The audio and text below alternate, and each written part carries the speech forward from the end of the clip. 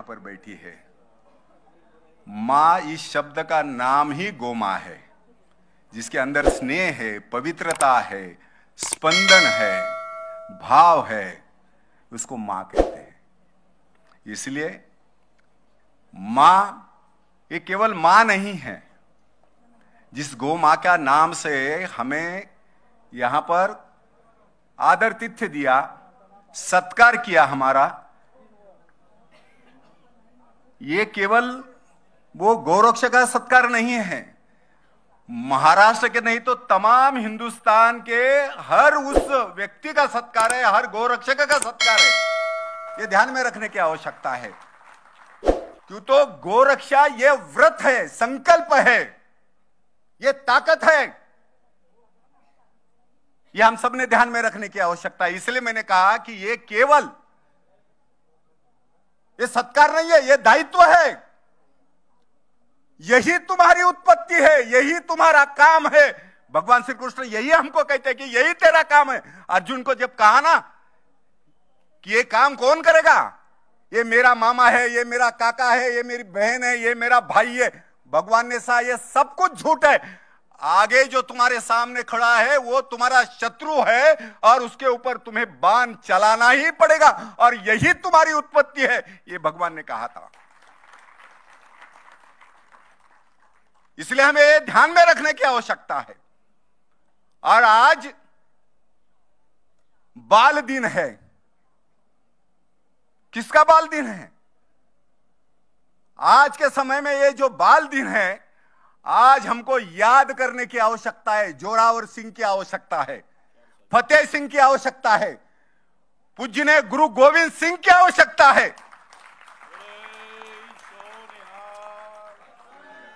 अगर आज बाल दिन मनाना है तो इनको स्मरण करना चाहिए। किसकी पूजा करनी चाहिए? इनको, इनकी पूजा करनी चाहिए, इनका स्मरण होना चाहिए, इनको वंदन होना चाहिए, इनको सलूट होना चाहिए, अन्यथा नहीं होगा। ये दिन जो है, इसलिए मैंने कहा आज का ये दिन जो इन्होंने नक्की किया है, इसका कारण ये है, जैसे मैंने कहा कि लव जी उस्ताद, इनकी जयंती आज, लेकिन इसके साथ साथ ये भी बालक दिन जो है, ये केवल छोटा बालक नहीं है, जिन्होंने इतिहास रचा। यहां पर एक हमारे अकाली दल के हमारे सरदार जी बैठे, ये ध्यान में रखो। आज मैं हम सबका सौभाग्य है कि वो मंचन पर या उनको आज सम्मान के साथ यहां पर विश्व हिंदू परिषद ने बिठाया। उसका कारण यह है कि इस देश को दिशा, इस देश को प्रकाश, इस देश को शौर्य अगर किसने दिया होगा तो उसका नाम ही गुरु गोविंद सिंह है। ये ध्यान में रखो।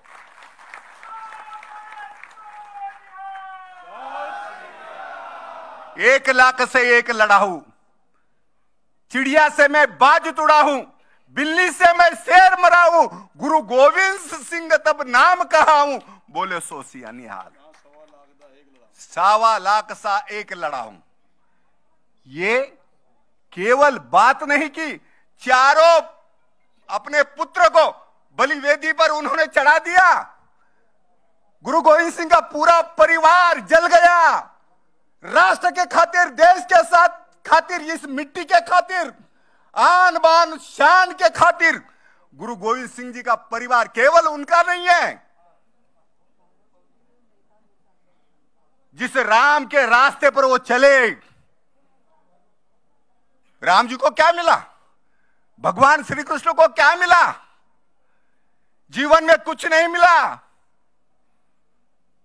आप कभी महाभारत पढ़िए तो आपको ध्यान में आएगा क्या मिला उनको? कुछ नहीं मिला। राम जी जले, भगवान श्री कृष्ण जले, गुरु गोविंद सिंह जले, तात्याराव सावरकर जले, चाफेकर जले, पूरा परिवार की ये परिपाटी, ये परंपरा। इसलिए आज बाल दिन के निमित्त हमें उस महापुरुष को याद करना चाहिए। बलिदान दिवस इस नाते से घोषित करना चाहिए। पूरे राष्ट्र को इस व्यक्ति का सम्मान करना चाहिए। जब जब समय आया अपना सब कुछ लुटा दिया, मां से पानी मांगा, यह गुरु परंपरा है। संगत और पंगत, मां से पानी मांगा तो मां ने कहा अगर तुझे प्यास बुझानी है तो रण मैदान में जाकर शत्रु के खून से अपनी प्यास बुझा दे। ये 10वें गुरु की हम परंपरा वाले हम हिंदू हैं, ये ध्यान में रखो। ये छोटी परंपरा नहीं है। काल के कगार में हाथ डालकर इतिहास निर्माण करने वाले हम लोग हैं। इसलिए हम कहते काळाच्या जबड्यात घालून हात मोजितो जात जात ही आमची पाचाळून पाने आमच्या इतिहासाची। संत नरवीर लढले लढले नवल काय ते घडले, अरे धडा वेगळे सिर झाल्यावर धडई नुसते लढले। मुरारबाजी म्हणती त्यांना कथा या मृत्यूवाची, पाचाळून पाने आमच्या इतिहासाची, पाचाळून पाने आमच्या इतिहासाची, पाचाळून पाने आमच्या इतिहास।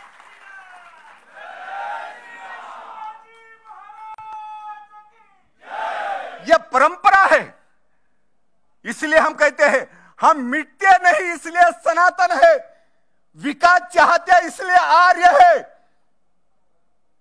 हम बुद्धि का विकास चाहते इसलिए बुद्ध है, हम जितेंद्र है इसलिए जैन है।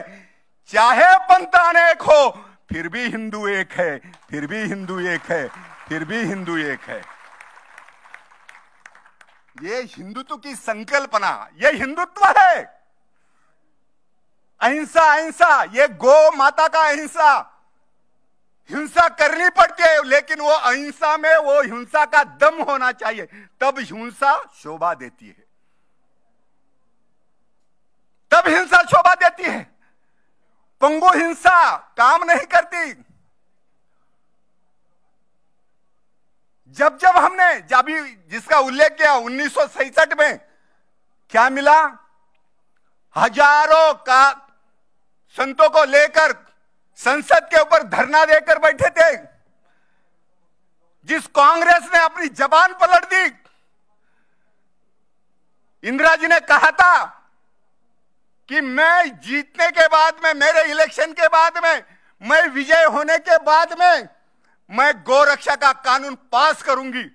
करपात्री जी महाराज को सौगंध दी थी, शब्द दिया था।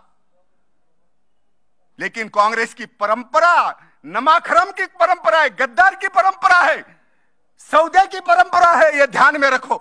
इसलिए आज गली गली घूम रहे, मंदिर मंदिर घूम रहे। जानवं डावीकडे घालवायचं का उजवीकडे घालायचं यांना माहित नाही अजून। हा, डोकं दुखलत असलं तरी ढुंगणाला बांब लावणारी ही काँग्रेसची औलाद। देशाचं काय करायचं अजून कळलंच नाही, और यही अवस्था होगी, यही स्थिति होगी। मां के नाम से नमक हराम, मां के नाम से तुमने विजय प्राप्त की। काय घोषणा होती, गाय वासरू अन्ना राऊत, गाय वासरू नका विसरू। क्या हुआ, मां चित्कार रही है, मां मर रही है, कोई देखने वाला नहीं है, इनका पेट भर गया है। जिस महात्मा ने कहा था गौ की हत्या मतलब राष्ट्र की हत्या, हर व्यक्ति की हत्या, भगवान की हत्या, कहां गई तुम्हारी सौगंध, ये सौगंध कहां गई। उसको प्राप्त करने के लिए, उसी विजय को स्मरण दिलाने के लिए, उस वचन का स्मरण दिलाने के लिए करपात्री जी महाराज संसद के सामने बैठे। क्या मिला, याद दिलाई, केवल याद दिलाई कि आपको गौरक्षा का कानून पास करना पड़ेगा। नहीं किया। मैं यहां पर खड़ा हूं बंधुओं, मैं आपको भाषण देने के लिए नहीं खड़ा हूं। गाय ये किताब का विषय नहीं है, गाय ये गाने का विषय नहीं है, गाय ये कथा का विषय नहीं है, गाय ये मरने का विषय है, लूटने का विषय है, जिंदगी कुर्बान करने का विषय। ये ध्यान में रखो, गौ का नाम वो है। मैंने देखा है अभी अभी मुझे कहा कि महाराष्ट्र में गौ का कानून शंकर गाय करने नहीं ला। हमने सत्ता वालों को कहा, जो मदमस्त थे उनको कहा, गाय हमारी माता है, राष्ट्रभक्ति का नाता है, मातृत्व का नाता है, पितृत्व का नाता है। गाय इस शब्द में ही आपका और मेरा गोत्र है, ये ध्यान में रखो। गोत्र माने क्या? गो माने गाय, त्र माने सुरक्षा। ये गोत्र का नाम यही है, ध्यान में रखो। गोत्र यही तुम्हारी और मेरी औकात है, ये मेरी कुल है, ये मेरी परंपरा है। मेरी मां काटते हो उसको? अरे तुम इसको भोली भाली मैया को काटते हो, जो अपने दूध में फर्क नहीं करती कौन मुसलमान है और कौन हिंदू है, जो प्यार में कभी बदलाव नहीं लाती, फर्क नहीं लाती, जो कहती नहीं कि मैं हिंदू को दूध पिला रही या मुसलमान को दिला दूध पिला रही है, उसके साथ तुमने इस प्रकार का बर्ताव किया। इसलिए मैंने करपात्री महाराज का उदाहरण दिया। क्या मिला? गोली मिली। अपने वचन को याद दिलाने का सबक, वो जो बख्शिशी जो है, इनाम जो है, वो गोली के रूप में मिला। और जिन्होंने संतों की हत्या की, संत माने ये गौ का रूप है, संत माने अस्तित्व है।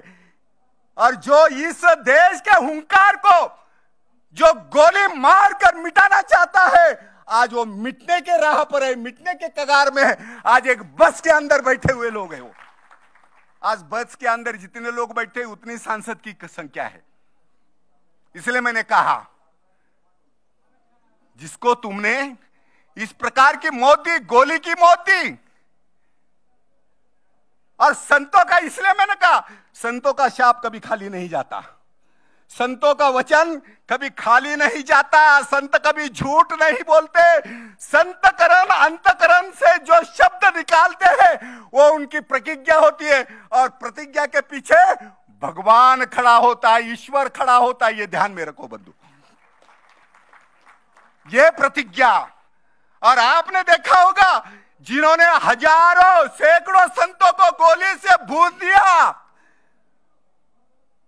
गोपाष्टमी के दिन हमारे संतों का खून ये धरती माता पर गिर गया, धरती माता हिल गई, और उसका ही परिणाम है आज कांग्रेस पूरे जमीन से उखड़ कर गई है, पूरा परिवार, पूरा कुल।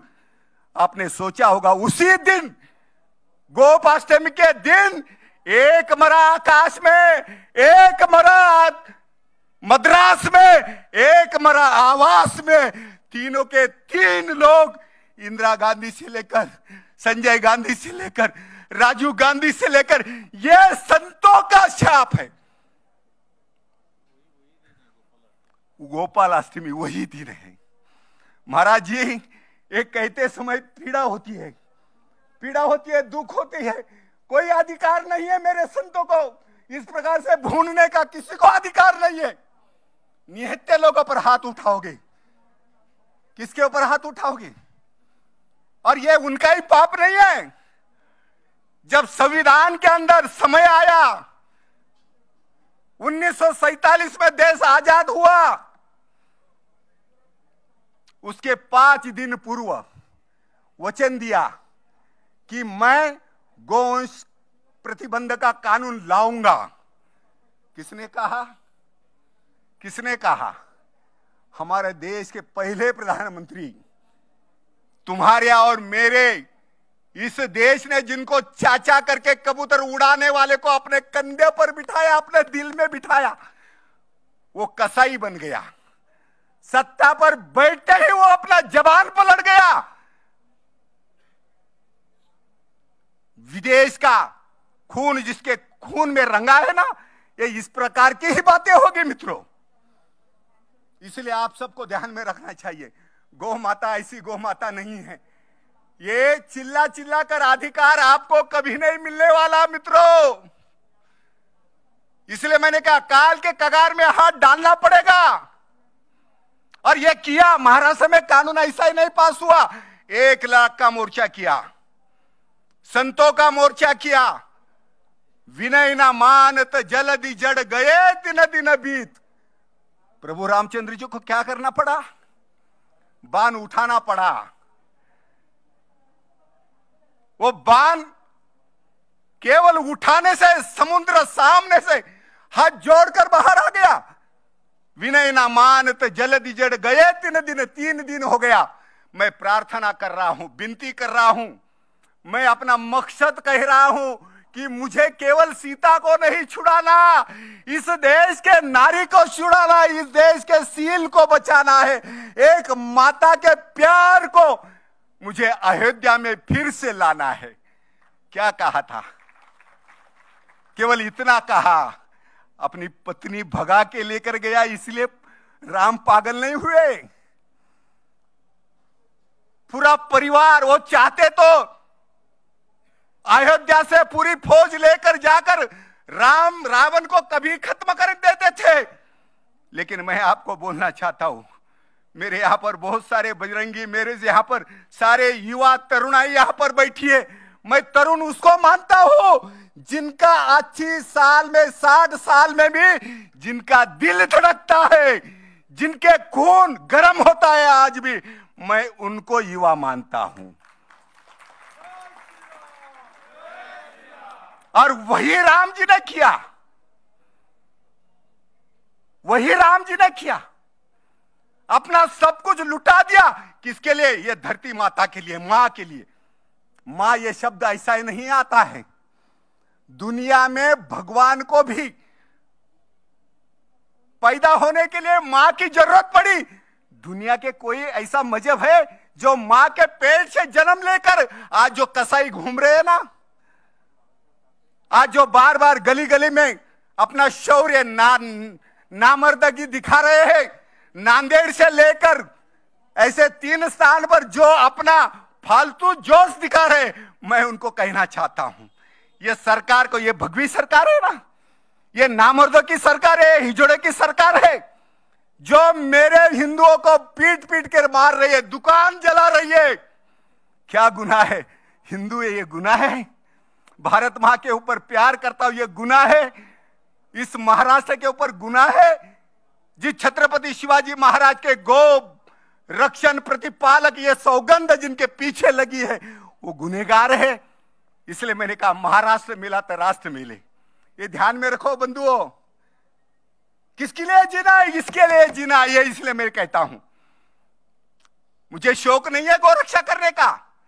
एक बार मरना नहीं, अगर बार बार मरना पड़ेगा तो मां की सौगंध है, ये प्राण जाएगा, लेकिन मां को मैं किसी पर आंच आने नहीं दूंगा। मां के ऊपर ये ध्यान में रखना है।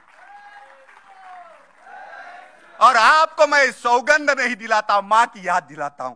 एक फौजी बॉर्डर पर बैठकर जो अपने मां पिता को पत्र लिखता है, अपनी आखिरी सौगंध खाता है, अपने मन के अंदर आखिरी प्रतिज्ञा करता है, अगर मर भी जाऊं तो कोई गम नहीं, लेकिन जिस दिन मरेगा वो तिरंगा मेरे छाती पर होना चाहिए।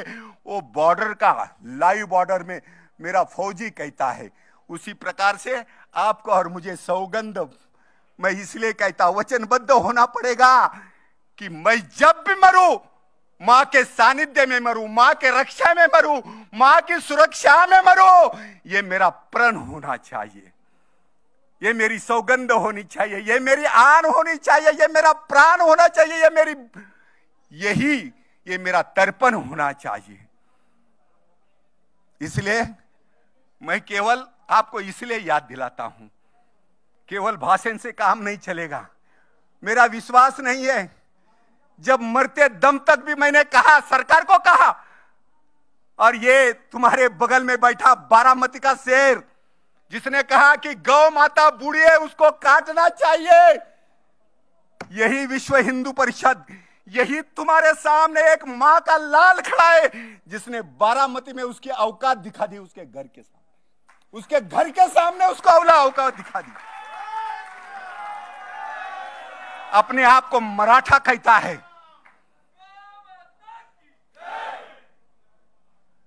मुसलमान हमारे, ये जो मुसलमान है चुप चुप कर वार करते, मुसलमान शूर नहीं होता, कभी ध्यान में रखो, मेरे शब्दों को अंडरलाइन करो। मुसलमान कभी शूर नहीं होता, मुसलमान कभी भी क्रूर होता है, वो पीछे से वार करता है। छत्रपति शिवाजी महाराज का पूरा इतिहास पढ़कर देखो। इसलिए मैंने कहा मैं किसी के साथ बैर नहीं करने जाता। आज भी क्या हुआ है, इतना सारा कत्ल हुआ है। हर दिन आपको आश्चर्य लगेगा, केवल 9 करोड़ गौ माता थी, आज कितनी है मालूम है? जर्सी छोड़कर 3.5 करोड़ गौ माता आज केवल हिंदुस्तान में है महाराज जी। 3.5 करोड़। कौन बचाएगा इनको? क्या ये पागल है जिनको प्रतिज्ञा पत्र दिया जाता है, गौ माता की तस्वीर दी जाती है? पागल है ये मेरे बंधु? अरे पागल होना पड़ता है। अगर मिट्टी की सुरक्षा करनी है, राष्ट्र की सुरक्षा करनी है, तो हमको पागल होना ही पड़ेगा। पागलपन भी बहुत अच्छा है। वो पागलपन अगर सवार होता है तो वो पागलपन भी अच्छा है, वो लेना पड़ेगा। इसलिए मैंने कहा ये पागलपन मेरा और तुम्हारा नहीं। जब न्याय नहीं दिया, जैसा प्रभु रामचंद्र जी को न्याय नहीं मिला, और सत्य को जो छोड़ता है वो पानी में डूब जाता है। ये ध्यान में रखो। जब तक तुम्हारे अंदर रामत्व है, रावण तो काम नहीं करेगा। जब हम रामत्व छोड़ते हैं तो रावण तब खड़ा हो जाता है और तुम्हारे ऊपर हथियार चलाता है। इसीलिए राम का रामत्व बलशाली था, शक्तिशाली था। इसलिए उसके नाम के पत्थर तेरे, आपने कथा पढ़ी होगी। और स्वयं जब पत्थर तैर रहे थे तो स्वयं राम को भी आश्चर्य लगा, और उसने भी क्या किया? प्रभु रामचंद्र जी ने, प्रभु ने एक पत्थर लिया, यहां वहां देखा, सारे लोग पत्थर डाल रहे हैं, जब इनके पत्थर तैर रहे हैं तो मेरा भी तैर सकता है। इसलिए प्रभु रामचंद्र जी ने एक पत्थर उठा के समुद्र में छोड़ दिया। और क्या हुआ? राम जी का पत्थर, स्वयं प्रभु का पत्थर, विश्व नियंता का पत्थर पानी में डूब गया। हनुमान जी पीछे खड़े थे। प्रभु ने चुपके से, जब हम कोई गलती करते गिरते तो पीछे देखते ना, कोई मुझे देख तो नहीं रहा है। प्रभु ने पीछे देखा तो हनुमान जी ने कहा, प्रभु आप क्यों कष्ट लेते हो? आप जाइए, अपना आराम करिए, हम ये सारा कर लेंगे। उन्होंने कहा कर तो लेंगे, लेकिन हनुमान जी मुझे ये बताइए, मेरा पत्थर तैर कैसा गया? नहीं, ये पत्थर मैंने डाला, ये डूब कैसा गया? हनुमान जी ने कहा, प्रभु राम से बड़ा राम का नाम है, उस पर आपने राम नहीं लिखा, इसलिए पत्थर डूब गया।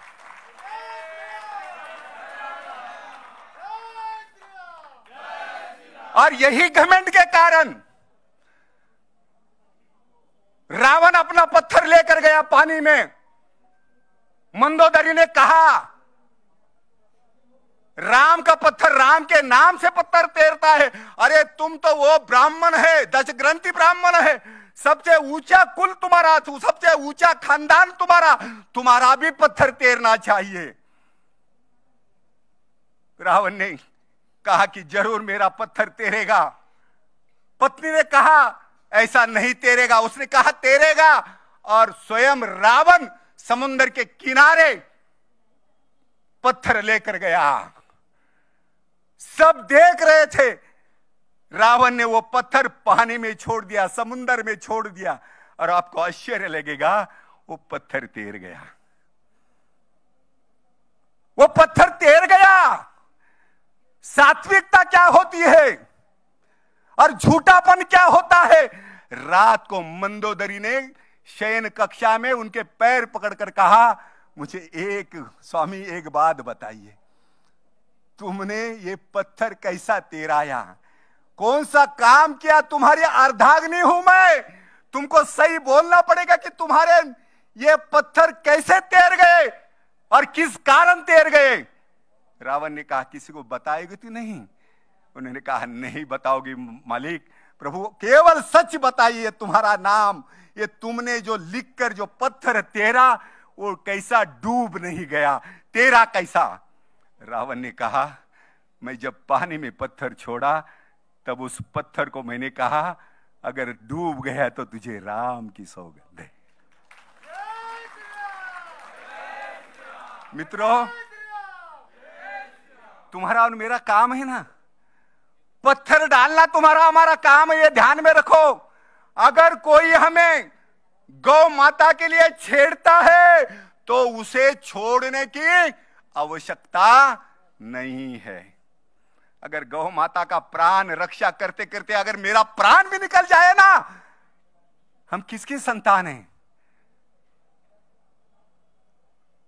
हम उसकी संतान है जिसने पहली गोली अंग्रेजों के ऊपर चलाई, 1857 का हुंकार भरा, वो मंगल पांडे की हम संतान है।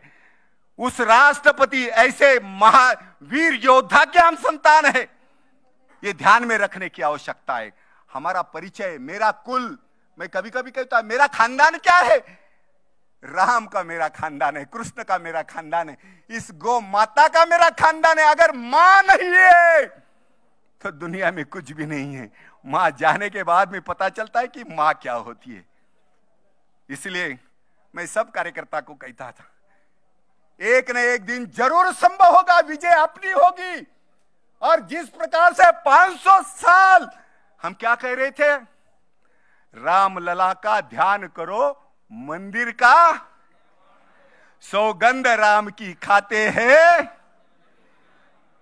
राम लला का ध्यान करो, मंदिर वही बनाएंगे, सौगंध राम की खाते हैं। और जब संघर्ष हुआ, हम पीछे नहीं हटे।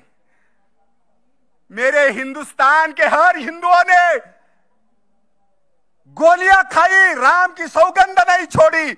लेकिन जो भी गोली लगी वो पीठ पर नहीं लगी, वो छाती पर, हर गोली छाती पर लगी। आज का राम मंदिर वो खड़ा है।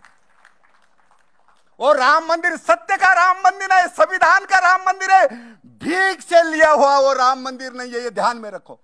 तुम्हारा और मेरा खून गिरा है, हजारों मां बहनों ने अपना सिंदूर खत्म कर दिया है, विधवा हो गई। मेरी मां जिसने रक्षा बांधकर भाई को विदा किया था, वो मां की सौगंध 5 अगस्त के दिन अयोध्या के अंदर हमारे देश के प्रधानमंत्री कौन है?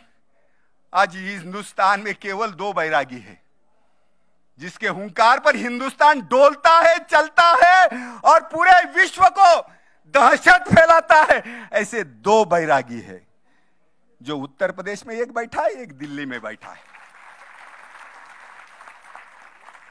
आज भी पाकिस्तान के छक्के छूट जाते हैं उनका नाम से, दुनिया डरती है। चाइना की तो बात ही अलग है। इसलिए मैं आपसे प्रार्थना करूंगा, आपसे गुंजाइश करूंगा। मुझे केवल कभी कभी साने जी की कविता याद आती है,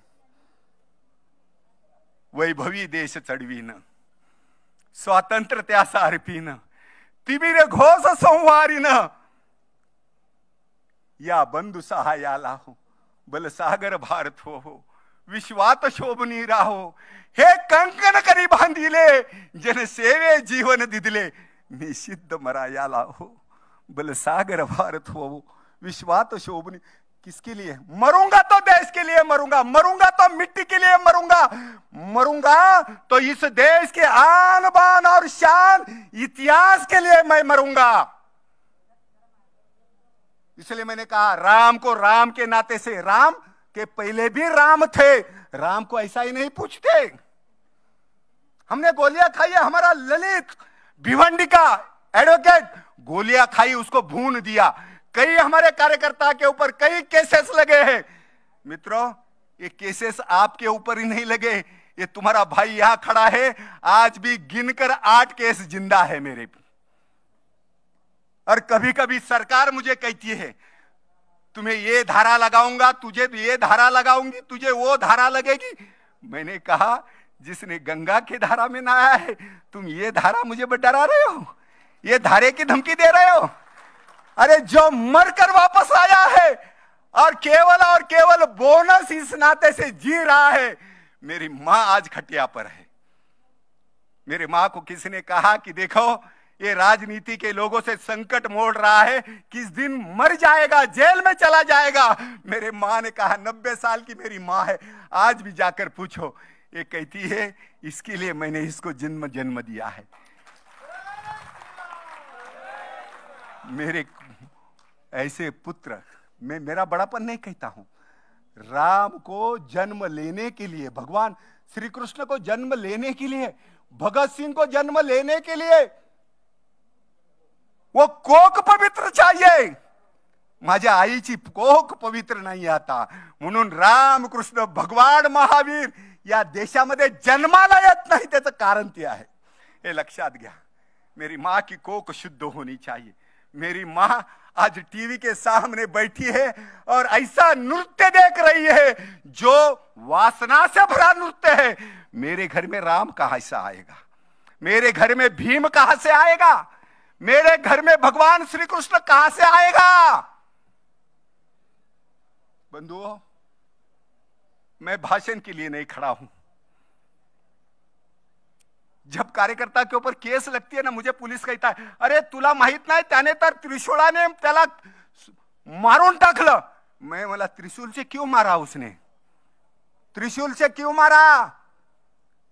मां के आंचल को जब कोई हाथ लगाता है ना, तो वही मर्द बेटा वो त्रिशूल के उसका नराधम की मुंडी अलग कर देता है। वो छत्रपति शिवाजी महाराज की औलाद है, इसलिए उसने ये काम किया। और इसीलिए मैं आपको प्रार्थना करूंगा, इसी काम में मैंने किससे भीख नहीं मांगी, राजनीति से भीख नहीं मांगी। जब ये महाराष्ट्र की युति की सरकार थी, कई लोग यहां पर हो गए। जब मैंने कहा था 1 लाख का मोर्चा लाया हूं, संतों का मोर्चा लाया हूं, हर गली गली में चौकी लगाई है। अभी किसी ने तो कहा वो देवनार के सामने, वो देवनार के साथ में 40 साल से चौकी लगी थी, कत्ल तो हो रही थी, लेकिन जब बजरंग का डेरा उसके सामने 1 किलोमीटर पर पड़ गया तो मां का कटना बंद हो गया। ये पुरुषार्थ जगाना पड़ेगा, ये करना पड़ेगा। इसलिए मैंने कहा ये मेरा भाषण मत ले लो, मैं भाषण के लिए मैं नहीं, इसलिए मैं जो भी कहूंगा उसकी ऊर्जा गांव में जानी चाहिए। जो कार्यकर्ता अपना सब कुछ लुटाकर, अपना घर बार मुटाकर, अपने पत्नी का सिंदूर मिटाकर गोरक्षा करता है ना, भगवान 1 नहीं 10 जन्म तुमको इसी धरती पर भेजागा। ध्यान में रखो, दुनिया परेशान है इस धरती पर आने के लिए। इसलिए मैं आपको अधिक कुछ नहीं कहूंगा, केवल इतना कहूंगा, ये भारत माता का स्मरण अपने मन में रहने दो। आपकी और मेरी माता भारत माता है, मां से बढ़कर गौ माता है, और भारत माता का ही नाम गौ माता है, ये ध्यान में रखो। इसलिए जब ग्वाला बनकर भगवान श्री कृष्ण नंगे पैर चला, यशोदा ने कहा, अरे जूते पहनकर जाओ, नंगे पैर कहां जा रहे हैं।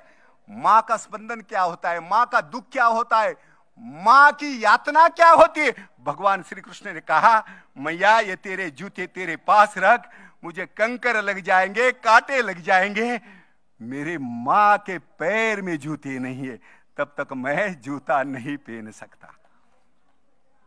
ये केवल कथा नहीं है, ये भगवान श्री कृष्ण का दर्द है, जिसके कारण आप और मैं खड़ा हूं। और यही हिम्मत के कार छत्रपति शिवाजी महाराज खड़े थे और विजापुर में कसाईयों का हाथ उतार के रख दिया, उसकी औलाद है। इसलिए मैंने कहा ये जो संकट है ना, ये संकट आज नहीं कल जाएगा। राम मंदिर हमने 500 साल पहले हमारे संतों ने कहा था, मंदिर वही बनाएंगे, मंदिर भव्य बनाएंगे। 500 साल के बाद में भगवान ने तुम्हारे हुंकार को आवाज दे दी,